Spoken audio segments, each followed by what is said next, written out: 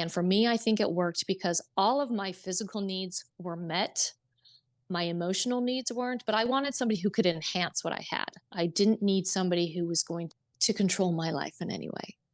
And so I think that would be my best advice is you got to be happy with who you are or you'll never be happy with somebody else. And they know it.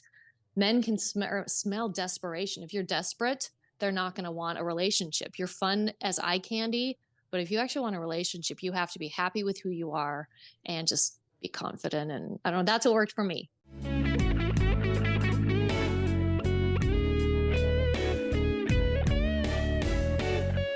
Welcome to Secrets of a Sugar Daddy. Here's your host, Marcus. Welcome to another episode of Secrets of a Sugar Daddy, the #1 sugar dating podcast in the world, where we pull back the curtains on the good and the bad. And Lily. The shocking weather. The shocking weather? Yeah, we've got precipitation in Arizona. It's beautiful. Yeah, but the shocking stories of sugar dating. Okay. How are you? I'm well. Again with the shiny boots? Yeah. This is just an every episode thing. Now, are these? Have I seen these before? I think you have. I've worn them to like Reba McEntire. Oh, I did see him. Yeah. Yeah. I think I wore them to the Trilogy tour. And you got a matching purse. I do. Wow. And matching earrings. So Lily knows that we're going to take her photo at the episodes now, at the recordings, even though you guys can't see. We don't video these. So she's been coming all dazzled up. Dazzled. And we like Be it. We enjoy dazzled. it. I'm just in my tennis shoes and workout shirt. Yup. I like to Anyway. dress up to get into character. All right. Well, we've got a fun guest ahead of us today. She's written us a couple times, but before I get into her, we got some business. I had an interesting phone call yesterday. I don't want to give too much away, but I do need to make a plea.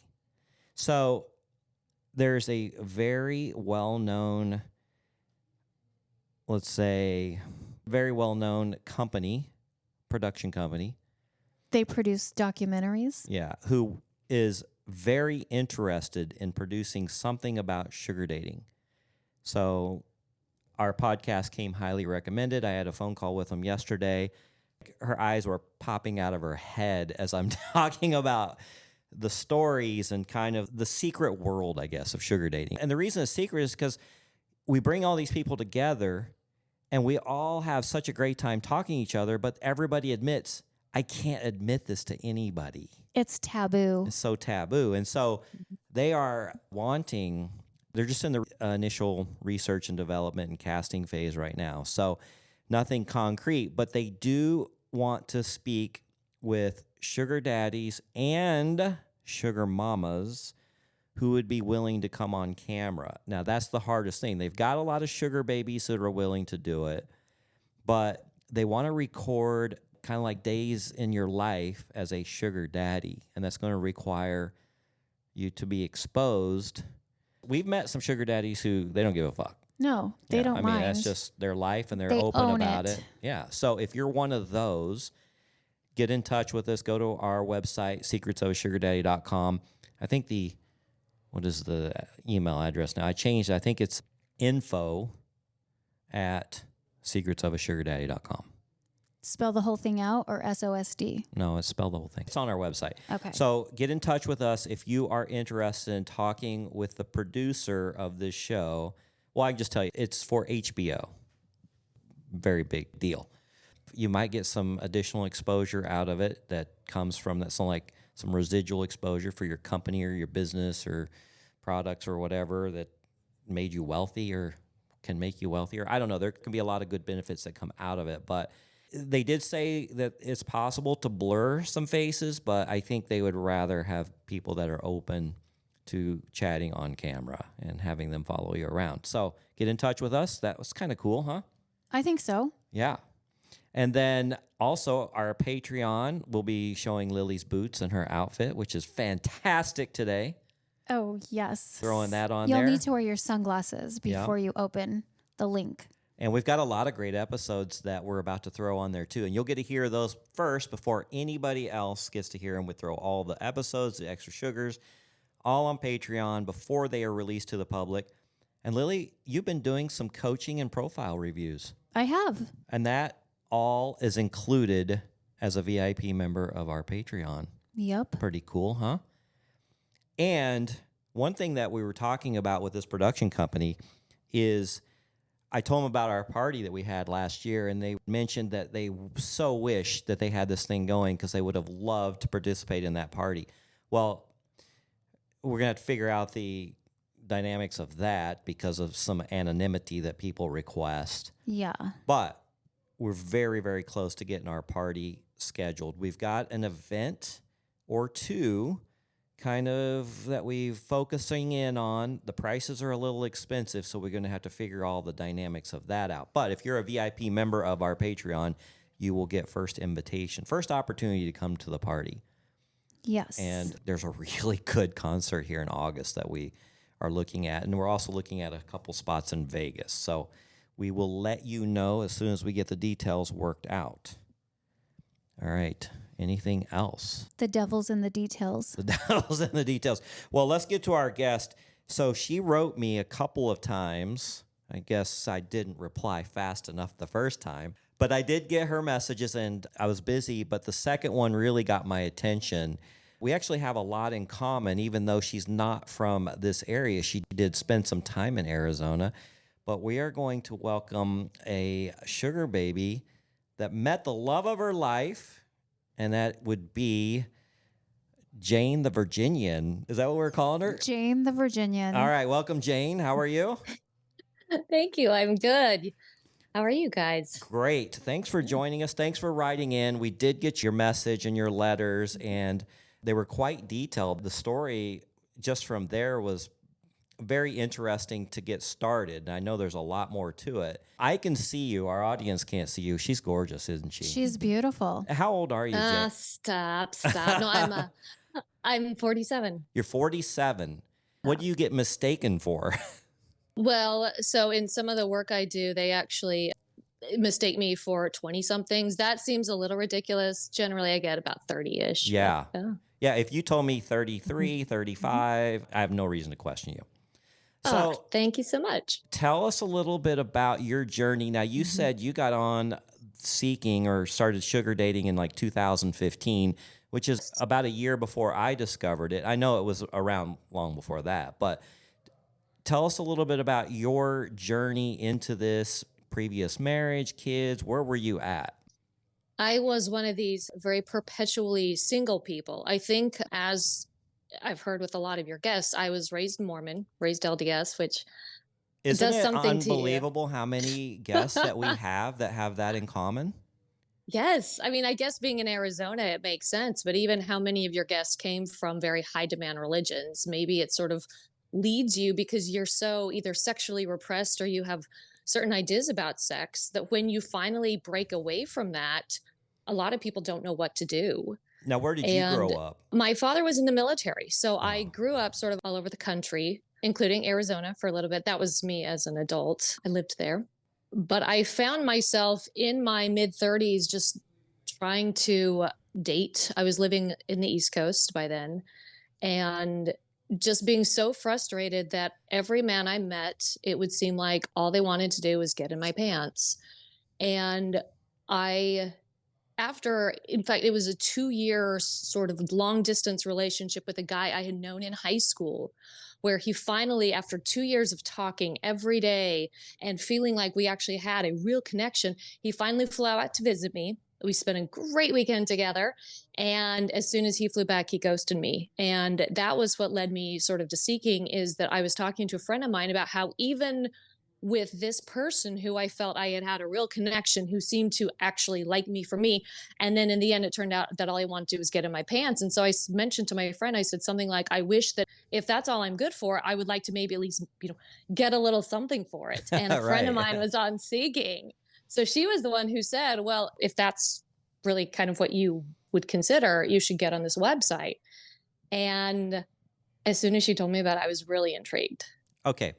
Before we get into your sugar dating shenanigans, I am so curious because I dated a Mormon missionary and I grew up Southern Baptist. She was going on a mission to Taiwan. Oddly enough, looks very similar to you. And can you imagine a blonde-haired, fair-skinned girl in Taiwan? Oh my God. Oh, She got quite the attention. But you served in Arizona. I did. And what did you do after you got off your mission? Because that's when you're supposed to meet the guy and get married, and it didn't happen for you. And live happily ever after with all your Mhm. dozen children. Well, and I think that was the problem is I did not want to have a dozen children. I never fit that mold. Like even growing up, I was the kid who always thought that the church was crap. Like I never believed it.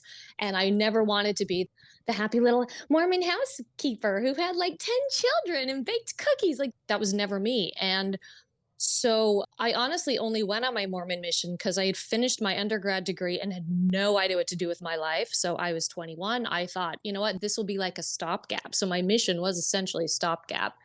And then when I got home, everyone thought I would get married. I ended up going to graduate school, did not get married. And I think it was because I was that square peg trying to fit into the round hole. And I just never was that. I was always way too liberal. I was always too outspoken.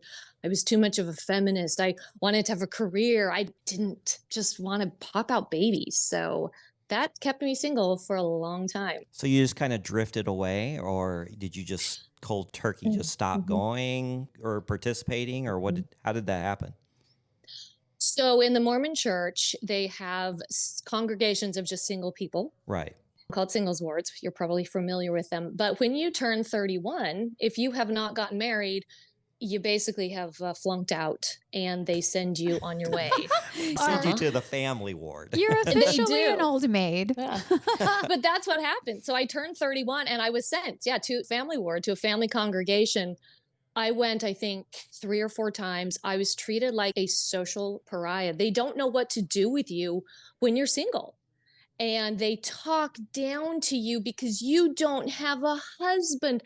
And by that point, I realized that my entire reason for going had been purely my social life, just to meet friends and to meet somebody to marry, honestly. And so at that point that I lost all of that, I just thought, what am I doing this for? And I just sort of said, you know what, I'm miserable as a Mormon. I still don't believe it. So can it be any worse out of the church? And so it was just like, it was almost like a switch was flipped. And I just said one day, you know what, I'm just not going to go. And I'm going to see if my life is happier. That first Sunday, I didn't go to church. I actually went to dinner with a friend and I ordered my first glass of wine. And that was the best day ever. And I knew I was never going back. So I Wow. love it. Okay. So now you're trying to meet somebody, starting a new life, and you're just not getting anywhere with the single life. Yes. And you jump on Seeking. And what kind of an experience was that? It was so surprising. You were just like, I wish people could have seen her face. Well, I mean, Where were you located at the time that you got on Seeking? so I was here in the East Coast in one of the larger metropolitan areas.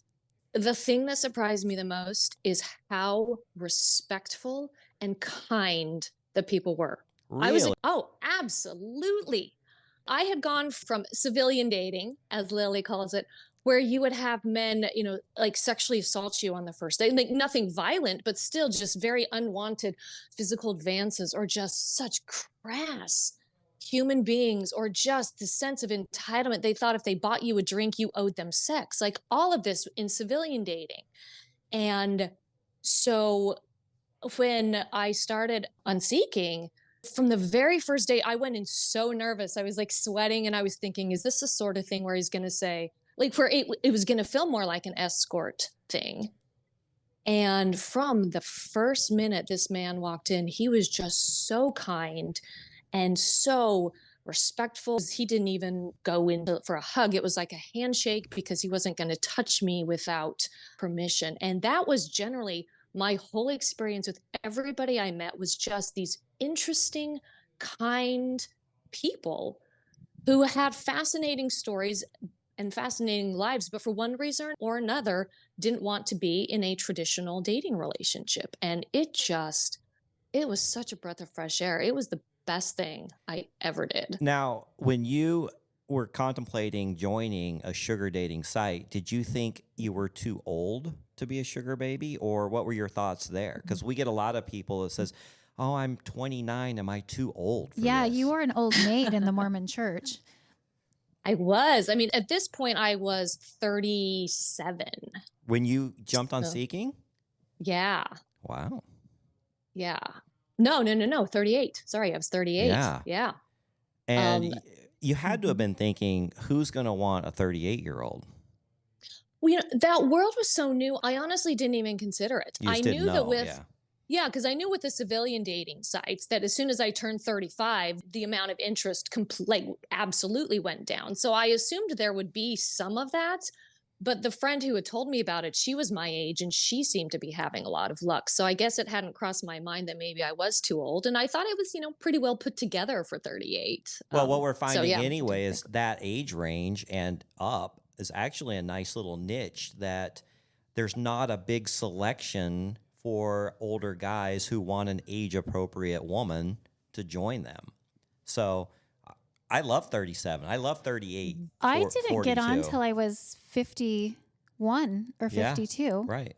Yeah, I went through traditional marriages and traditional divorces and found myself at a point where I wasn't having any luck on traditional dating sites. And I stumbled onto Seeking in my early 50s. And I'm on this Facebook group for women in Arizona that are checking to make sure that their man isn't cheating on them. Are we dating the same guy? Yeah, it's called Sis, Is This Your Man? Oh, yeah, there's a couple of And groups like that, yeah. I'm purely on there for entertainment value, but it is awful. Some of the stuff that these men say to these women on these sites, I'm like, what? Off of the traditional Yeah, one of sites, them was something terrible like, are you a middle school? Because I want to shoot a bunch of kids up in you. Oh, dear. What? That's terrible. Who thinks that's funny? That is absolutely terrible. That was awful. Yeah. The guy was like, I always see the glass as half full of shit. Oh my God. one example that I can just think of offhand when you said that was this was against civilian dating. I go to grab my drink when the bartender handed it to me, and I have very small hands. And this guy grabs my hand and he says, "Oh my God, your hand is so small. Can you put it on my dick so it'll make my dick look big?" I had met this guy all of like 2 minutes before. It was things like that where I thought, who are you? Obviously, yeah. these men haven't studied the course 3% man. they're No. the 97% douchebags out there. All right, well, let's get back to your first date. So you were shocked how respectful this gentleman Yes. was. Where did this go? That one didn't go anywhere. He was somebody who traveled a lot for work, and we had a nice first date, but it was one of those where he said, I'm leaving in a couple of days for a month. I'll be back later. And it just, never went anywhere with that one. But now you're But thinking, wow, I can't wait to meet the next one. yeah, exactly. And so I was right back on. I mean, I guess I never got off then, but I continued to meet just these really, really fabulous and fascinating men. I never had a bad experience with any of them. They were all so generous and so kind. I was very particular with what age I was willing to date. I had a lot of men who were my father's age that were reaching out to me. And that for me that was too much. If you were my dad's age, I wasn't interested, but I was willing to date within like 10 years younger, 10 years older. Now, And I let me had, ask you this. Of yeah. those guys that you met, would you ever have swiped right on them on a traditional site? Most of them, yes. Really? Yeah. Just Most of by them, the yes. looks alone, because there's very little description on Bumble and Tinder and those traditional swiping sites. It's usually just visual, very visual. Yes, I still would have. And again, that was something that I didn't know. Since Seeking was so new to me, I thought I want to be attracted to this human as well. So yeah, I absolutely would have with Okay. most of them. I was hoping you would say no. proving my point that Mm-hmm. we use compensated dating as a cheat code to get in front of the person so we can show them how wonderful a man and a personality and how we're very caring and giving. Because I couldn't get anybody to swipe right on me. Or Well, the ones I did, I mhm. just wasn't interested in them. That was what my husband, that was his experience. That was not my experience, though, Mhm. but that was definitely his. Okay. So Mhm. how many dates do you think you went on before you finally met the one? I probably went out with 15 or 20 different sugar daddies for just short-ish periods of time, nothing more than a couple months before I met, yeah, my now husband. And so how did this whole thing start? Was it love at first sight or did it grow into something? How did the whole relationship Mhm. evolve? So he had contacted me on Seeking, and his original message was nothing fancy, but it was one of those where we had 2 or 3 interactions back and forth, and then he said, "Let's meet up." So I picked a restaurant close to my house. He didn't know it was close to my house because I thought if this doesn't go well, at least I have a short drive home. Smart. And and on the way there, it was also one where I had put no stock in it. His profile was fine. Honestly, there was nothing about his profile that stood out as being amazing. There was nothing off-putting, but it was fine.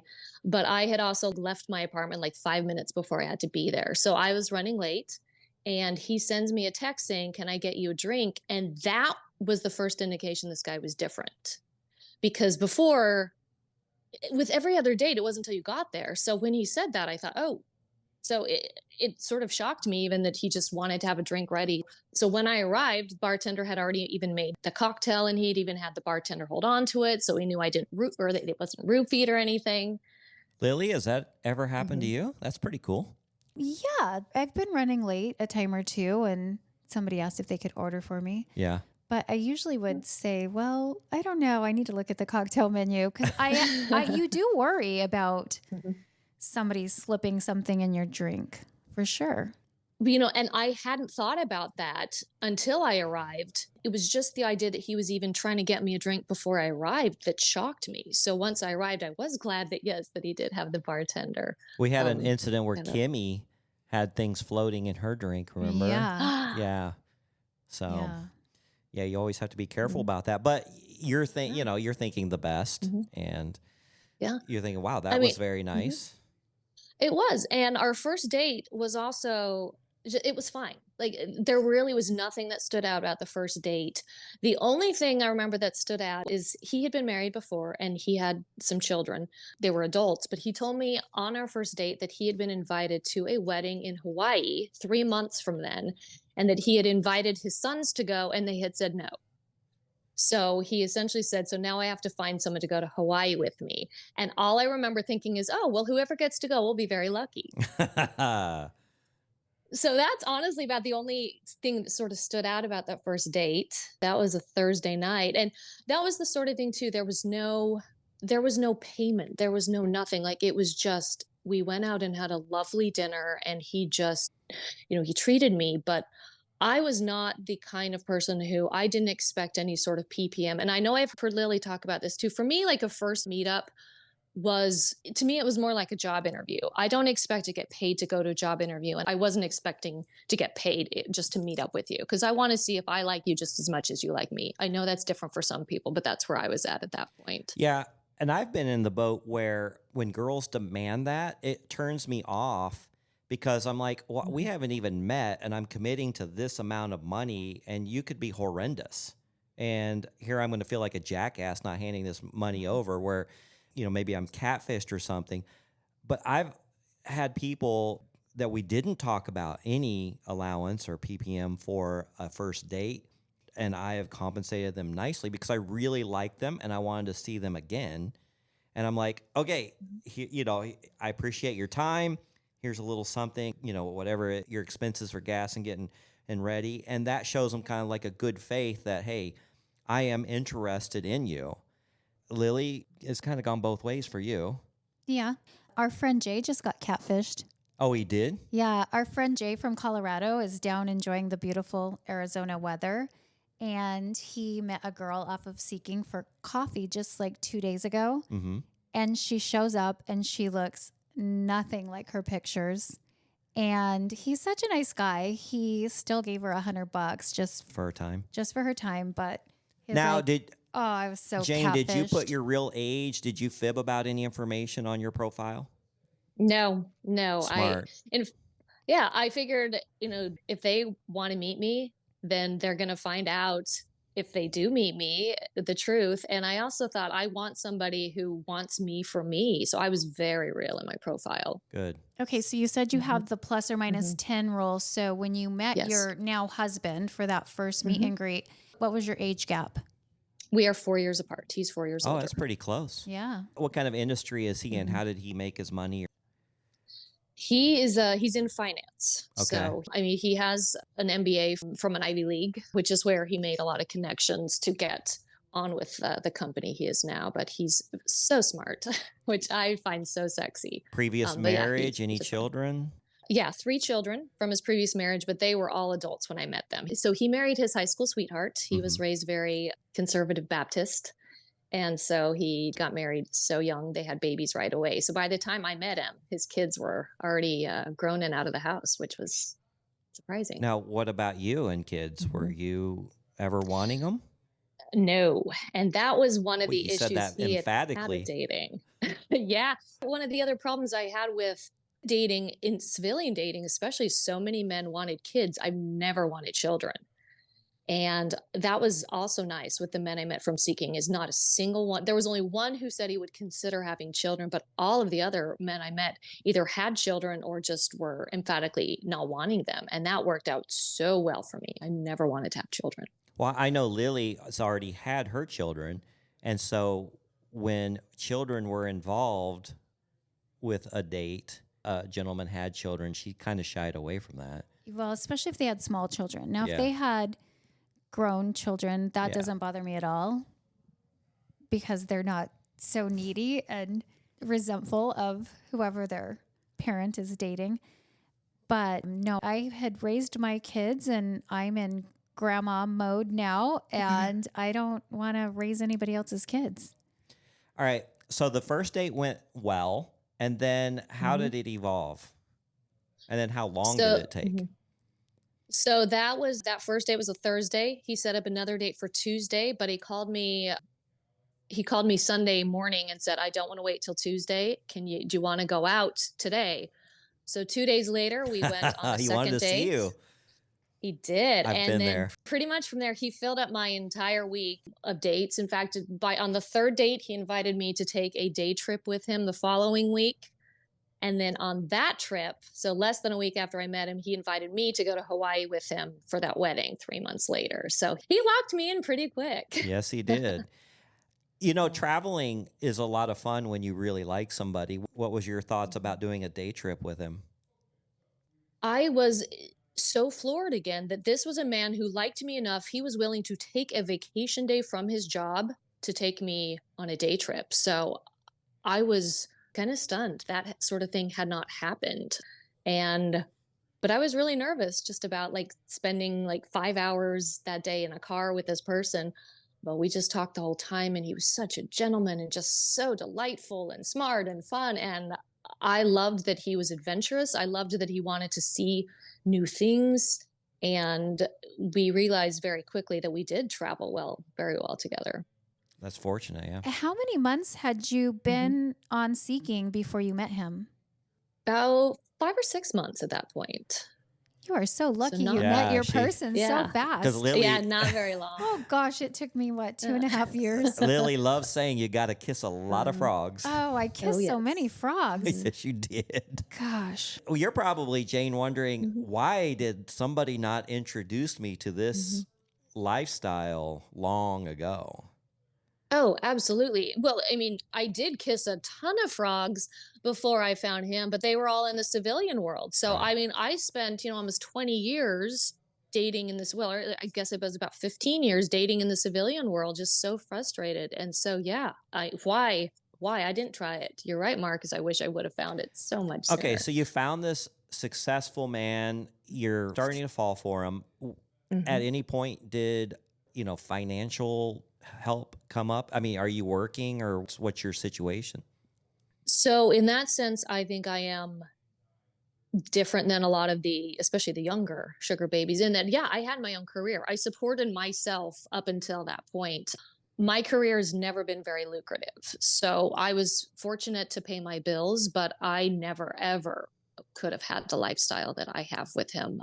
He offered to help out, but I was also, I don't know, I guess just independent enough or proud enough of the life I had built that I refused to allow him to help me with my mortgage or things like that. But at the same time, when I would be on dates in the civilian world, I would always offer to pay half or that sort of thing. Whereas, once I started sugar dating, oh no, no, you're paying for everything. And he would take me shopping and want to buy me gifts. And whereas before I would have never let a man do that. But with sugar dating, it was like, absolutely, I will let you do this, because I also learned from sugar dating the gifting for a lot of people is a love language. And especially for these sugar daddies, that seemed to be a big one. And so if I reject that gift, I'm in essence rejecting you. And it was really nice to be pampered as well. I did not know that. So here you are, this independent, strong, I don't need no man woman. How did you finally soften, or how did you feel to be okay taking a more passive role in the relationship and letting the man take care of you?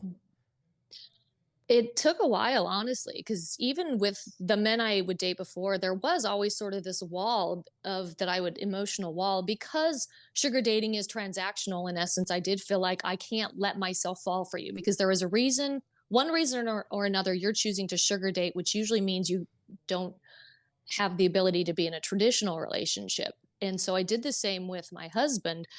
And I would just sort of put up these walls, and he'd be like, next summer we should do this. And I'd be like, yeah, yeah, yeah, we'll see if that happens. Cause I kept waiting either for him to find somebody else or for just something bad to happen, because it felt too much like a fairy tale. And I just kept waiting and waiting. And when we were in Hawaii together at this wedding, this was about 3 months after we started dating, there was a moment where I just remember thinking, this is it.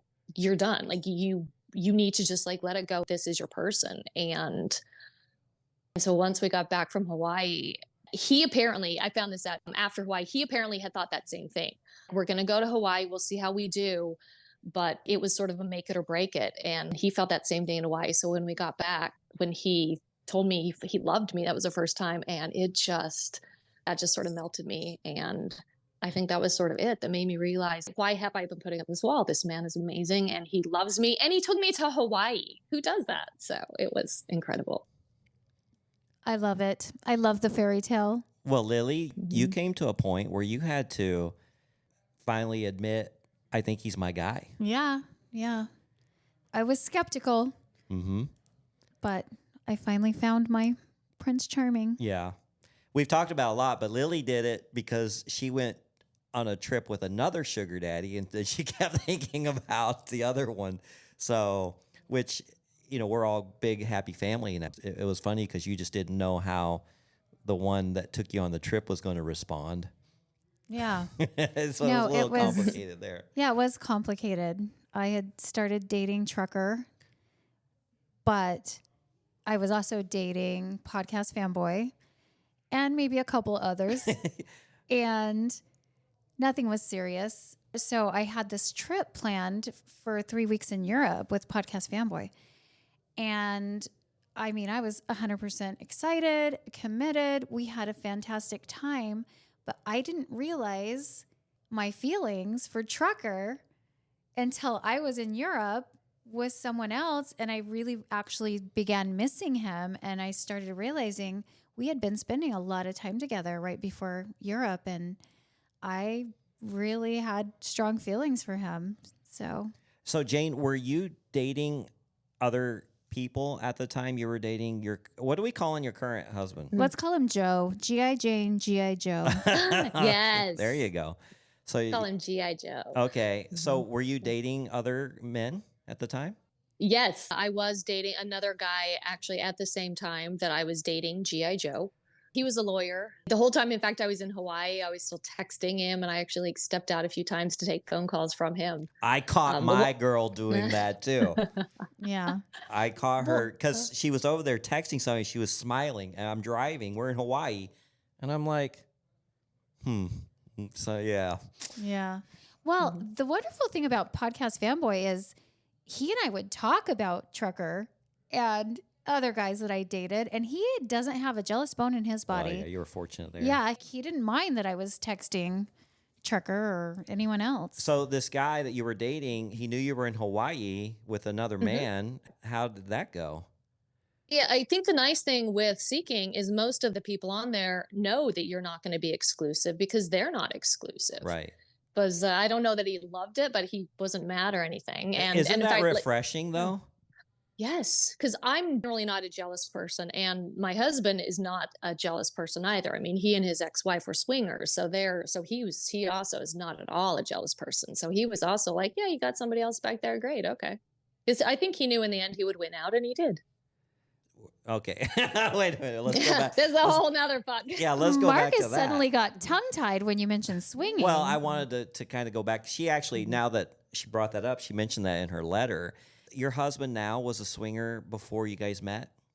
Yes, with his ex-wife. And have you tried that lifestyle? I haven't. So I'm curious. It holds no interest for me. Okay. We have a lot of friends who are his friends from the swinging community, so I'm very actively involved in social events with them, and we go to clubs and parties. But in terms of the actual playing with other people, that's not something that I have any interest in. So that was never part of your relationship when you guys were dating, long before you got married, but kind of you were monogamous with him after? Yes. Yeah. He did tell me that he still wanted to be friends with these people. And so I think it would not have worked if I'd said, like, I don't want you to have anything to do with these people. Mm-hmm. But in terms of when I said, I'm happy to go and be friends and go to the parties, I just don't want to swing. Are you okay with that? And he said, yep. So it's still a conversation we'll visit about 2 or 3 times a year just to make sure that he is okay, still not doing that. And so far, so good. So he doesn't seem to miss it at all. He misses, I think, the spontaneity of it. But in terms of the dynamic, he admits that that ultimately is probably what led to his divorce. And so from that standpoint, he certainly doesn't miss it. And the fact that we're still really good friends with everybody there, he doesn't mind that. And the fact that he also tells me that I've aged better than most of the women there and he'd rather be with me. I don't know if he just says that, but he's very sweet. Oh, I believe him. So what is your dynamic with his kids? They are lovely adult humans who are all living on their own. They're all gainfully employed. And so, yeah, so I do not parent them at all. I never will. It will change, I think, once his children have children, and then I'll be the grandmother. Mm-hmm. But otherwise, it's so fun. I mean, I know you don't think you ever wanted children, and there's days rearing my child that I wished I didn't have children, but I've never, ever, ever regretted the grandkids. Oh my gosh, they're so fun. Lily does talk about them a lot. And then what about the ex-wife? Is she in the picture? She is in the picture only so far as that, she's still sort of like, she still sees the kids, but because the kids were always adults, my husband's never had to have any contact with her. Yeah. So I've never met her. I, at some point, probably will as soon as like the kids get married or grandkids get involved, I might. But yeah, I've never met the woman. I have nothing to do with her. My husband has nothing to do with her. So it was not an amicable divorce. How long were they married? 22 years. 22 years. And did it end amicably or was it a very fiery divorce? He was blindsided. He thought they were happy. And then I think this was her midlife crisis. You hear about the cliche guy getting the younger girlfriend and the sports car and everything. She was the one who left him for a guy that was about 15 years younger than her. She got the Porsche, she got the dog. So she sort of had this midlife crisis, just left him, and it totally blindsided him. So he was devastated, but so it was not great. She just described me, the younger girlfriend and the sports car. That is what I got after I got Marcus's divorced. ticket. I guess I'm having the midlife crisis. All right, so you guys went to Hawaii and then you came back and you started feeling like this was your guy. This was 3 Yeah. months into your relationship. How long before he proposed? It was a year and a half total from when we Okay. met to when we got engaged. And then another year after that, we got married. You got married. Yeah. So you marry this man, Yes. and I'm trying to do some math now. What has it been? 8 years? Was it We got married 6 years ago. 6 years ago? Okay. And how's it been going since? It is so blissful. I hear people say, oh, yeah, marriage is so much work. And I'm thinking, then am I doing it wrong? Like, it has been so amazing. He's incredible, and marriage is incredible. And he's given me this life I could never, ever have afforded on my own. And he continues to just be so generous in word and in deed. And oh, he's so amazing in the bedroom. And just like financially, he's provided me with it feels like Cinderella. Like I hope everybody finds their person, and like so sugar dating can lead to that. Like I don't know, I just think it's amazing. I've Let's never been hear happier. some specifics on the Mhm. perks of falling in love Mhm. and marrying your sugar daddy. What are some of the amazing things you guys have done? So travel is our big thing. Last year we visited every single inhabited continent, which was amazing. In 1 Um, year? in 1 year, Wow. 12-month period. We just got back from a lovely luxury ski vacation. So we fly first class everywhere, which I love. Boy, once you do that, it just, It's so hard to go back. it really Sometimes is. I'll have to travel for work. And whenever I travel for work, they always put me in economy. And I'm like, oh, I forget I how know, you've small had the a taste seats of the are. good life. Yes. So yeah, so we fly first class. We live in some people call them McMansions, like whatever. I mean, like the house, we have like 7 bedrooms. We have 8 bathrooms. Anything that I want, I can buy. It's just so nice. He gave me a credit card within a couple months of dating. He was like, here, just buy whatever. We have investment properties. He's talking about, oh, we ride motorcycles and we're going to get new motorcycles this year. And I have an old car. And he's like, what car? Just basically name a car and, you can get the car, whatever car you want. It's things like that where I've never, ever been faced with this possibility before. And it's Yeah. just, it's like pinch me. I hope I never wake up. Now, how long did he sugar date before he met you? Mhm. He did not sugar date very long at all. And his experience was terrible before meeting me. Okay, Mhm. and the reason being? He only wanted to date what he called age appropriate women. I think because when he started to date me, his daughter was in her 20s. So he had no interest in women who were in their 20s. That just felt too like daddy-ish to him. So he would only date women basically in their like mid to late 30s to basically mid 50s. And he was surprised how many of them were not intelligent humans. Not, I mean, not in a book smart way, but he's very much like what do they call him? A sapiosexual. Like he Yes. finds intelligence sexy. And so he said most of them were not like, couldn't carry on a conversation. I Um, found that too. They just didn't have enough experience in life. They didn't pay attention to history class. And, you would talk about things that you would think people would know, and they just have a blank look on their face. Yeah, and he had Yeah. thought that dating older would prevent that. But I mean, these were women in their 40s who just didn't seem to have brains. And he got a lot of he'd show up and they'd say, where's my money? Before they'd even continue on the date. Wow. So just a lot of women who he felt like their first priority was money. And then it was like, if you give me enough money, then I will pretend to like to be with you. And so that was most of his experience. And it was very much a turnoff for him. And that's a lesson. We've talked about that before, but it's been a while. People are so focused on the short-term gain, I need this now, that they completely waste an opportunity for something so bountiful in the future that doesn't even compare to the short-term gain. And my example is, I've had somebody say, well, I need $300 just to meet. And then if we go anywhere, it's going to be another 300 and blah, blah, blah. And I've turned them down and I'm like, you have no idea of the opportunities you just wasted because you're demanding something up front. I might have given you the $300 if you were worth it. If you showed up and you put on your best face and you were personable and you paid attention and we had great conversation, I might have given you 500. I might have given you 1,000. I don't know, just because I really appreciated your time. But when you demand that short-term satisfaction, you're wasting a lot of opportunities.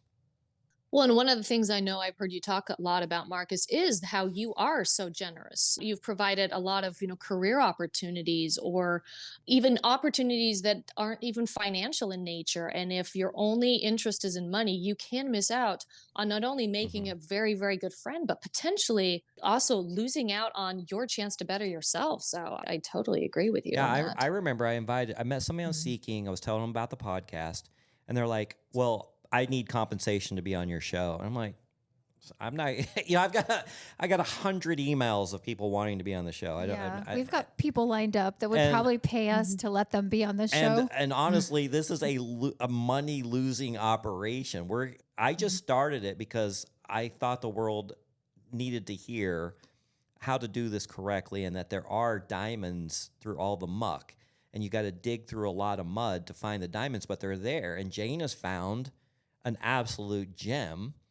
Her husband has found an absolute gem, but he did dig through a lot of mud, it sounds like. Yeah, I've always compared it to thrift store shopping. Yeah, you have to Yeah, sort through a right. lot of crap, but yeah, but eventually you might find that treasure. Yeah, I'm Yeah. very lucky that I found it. I'm glad he had all those bad experiences because then all I had to do was just show up and be a decent human. And he was like, "Oh, you're amazing." So yeah, it worked out well. Yeah. They made you look good. Yes, they did. Exactly. Well, you've got a lot of Mhm, accomplishments with your education and mhm, your experience and your mhm. independence. So that's got to be pretty sexy for him. Yeah.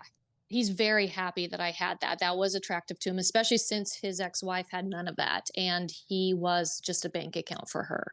And so he appreciates that I'm not a bank account. And his kids appreciate that I have my own life. They would be much more skeptical if they thought I was just in it for the money as well. Yeah. A gold digger. So, Jane, how did you Yes. find our Mhm, podcast? mhm.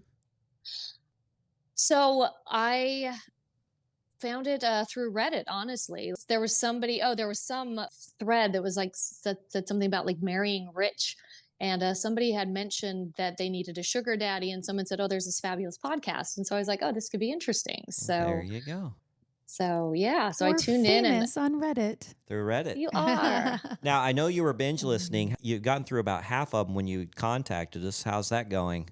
I only have one episode left, so I No believe I'm actually way. all caught up. Yes, this is Con- how much I love you guys. It feels almost surreal to see you here, like on screen, because you're so much more attractive than I even imagined. And it does feel like you guys are already old friends. I hear all your I stories, know. and It's so funny how people feel like they know us. And honestly, they Mhm, do because, yeah, we lay it mhm, out exactly as we're experiencing it. We're not making this stuff up. We're not embellishing. These are the stories that are mhm. happening to us and our guests.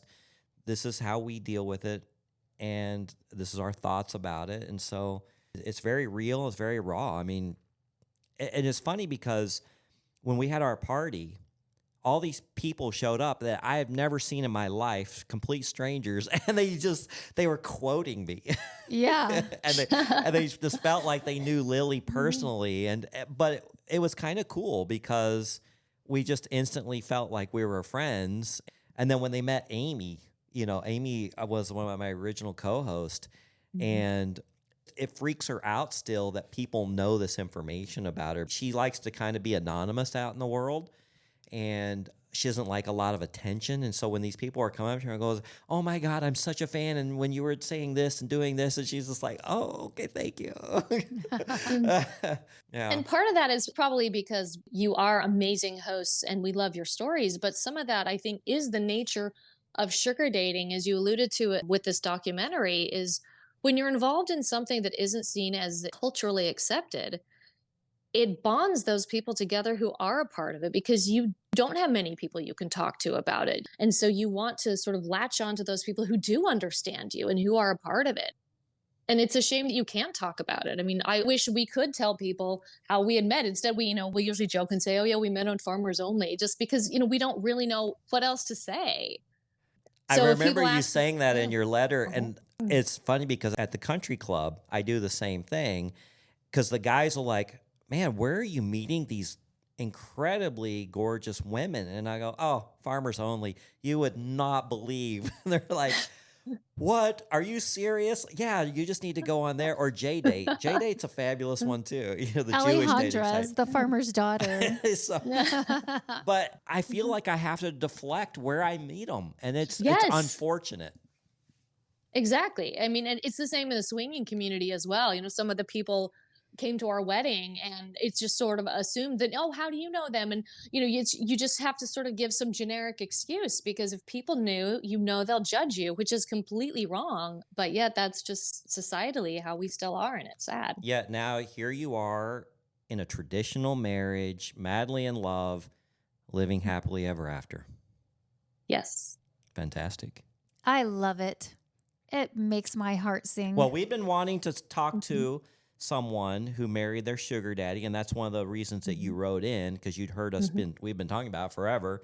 We just don't get a lot of those. I know they're out there. I had dinner with a girl that I'd met right when I first got on the site who married her sugar daddy. They have 2 kids. He's way older than her parents. He looks like the grandfather, but he never really had children of his own. So now they have 2 kids. And they're traveling the country. They bought an RV and just having a great time. Well, we had dinner with a married woman the other night, and her husband lets her go on these seeking dates because she really thrives on it. Like, she enjoys it. She likes the attention. She likes the experience. He doesn't do it. Did they meet on seeking? I can't remember. No. I can't remember how they met, but they No. have a very traditional marriage in every other sense, except she has this secret life where she goes on these dates and she likes doing it. She likes getting dressed up and meeting interesting people and getting a little sugar. It was a very interesting dynamic. So we had a guest in. By the time this comes out, his episode was out.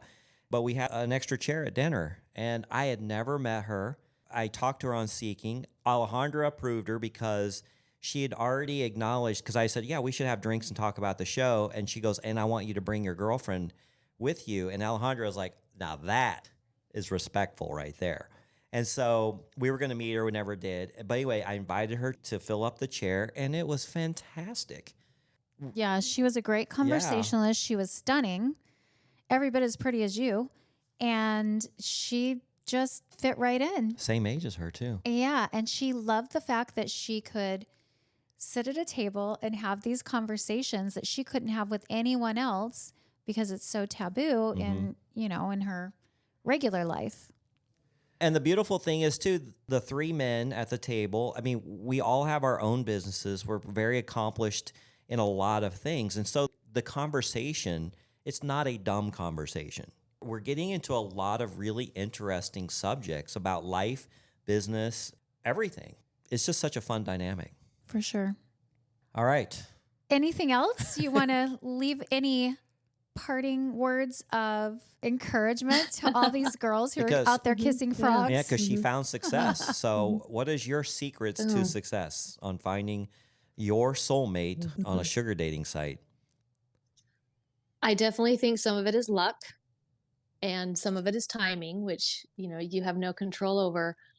I do think that a lot of it was just that we always communicated exactly what we wanted. Like from the start, he knew what I was looking for. I knew what he was looking for. There was no drama. I hear so many of these stories from people where there were just unmet expectations or unrealistic expectations. And I mean, for us, that's what worked really well, and it still works well. The main thing, though, I would just say it really is you got to sort of sort through a lot of crap. Sort of as we alluded to earlier, just be honest about what you want, but ultimately don't settle, I guess, really is what it comes down to. I don't think you have to have, a billionaire to be happy. And actually, no, let me say this. If you are not happy on your own as a single person, you will never be happy in a relationship. Some people I know, I think, get into sugar dating because they're looking for somebody to meet needs that they cannot meet on their own. And for me, I think it worked because all of my physical needs were met. My emotional needs weren't, but I wanted somebody who could enhance what I had. I didn't need somebody who was going to control my life in any way.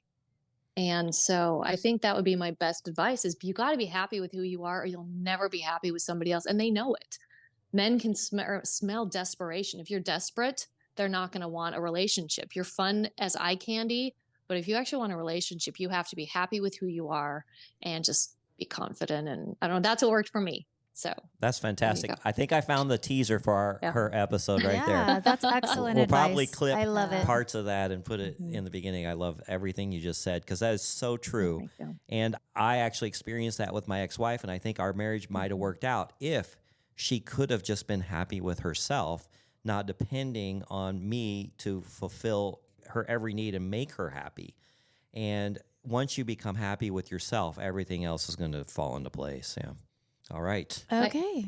Lily, if you want to share your crazy sugar dating stories, you know where to go, right, Lily? I have no clue. Where would I go with these You crazy go to our stories? website, secretsofasugardaddy.com, and fill out the contact form like Jane did and send us a message because we want to hear them. The good, the bad, and the shocking. And then who knows, you could be our next guest on our show. And then also, don't forget to go to Patreon. I'll put a link to it at the bottom of this description and become a VIP member with all the perks we talk about. Hey, and then one other thing, too. We've started our YouTube channel, and we are putting all of our podcasts now and some short clips on YouTube. We need subscribers. We just started it, and we've got about 250 now. For us to start monetizing it, initially we have to get like 500, and then finally we have to get 1,000. So please go on there, subscribe to our channel. It's, again, Secrets of a Sugar Daddy, not hard to find. Subscribe, watch our little videos there, and then that'll help us pay some bills. Yeah, I think that's about it. So we got a lot of great episodes coming up. Look forward to those, and then look for our announcement soon about our next party. All right, Jane, thank you so much from Virginia. Appreciate you having you on the show. Lily, as always. So fun. All right. Until next time. Bye-bye. Bye. Thanks for joining us. If you'd like to connect or even be on the show, we'd love to hear from you at secretsofasugardaddy.com.